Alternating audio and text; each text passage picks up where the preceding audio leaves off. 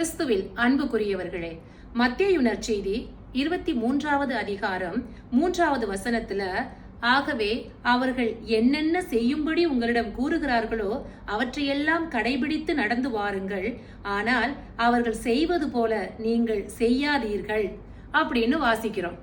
கண்ணதாசன் ரொம்ப அழகா எழுதியிருக்கிறாரு. எப்படி வாழ வேண்டும் என்பதற்கு என்னுடைய எழுத்துக்களை பாருங்கள், எப்படி வாழக்கூடாது என்பதற்கு என்னுடைய வாழ்க்கையை பார்த்து கற்றுக்கொள்ளுங்கள் அப்படின்னு எழுதியிருக்கிறாரு. ஆமாங்க, இந்த உலகத்துல யாரையுமே நாம பின்பற்றி வாழ்றதுக்கு பதிலா நாம் பின்பற்ற வேண்டிய ஒரே ஒருவர் இயேசு கிறிஸ்து மட்டுமே.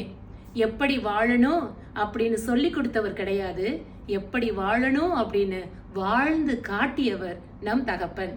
அவருடைய அடிச்சுவடுகளை பின்பற்றி வாழ்வின் பயணம் தொடரட்டும்.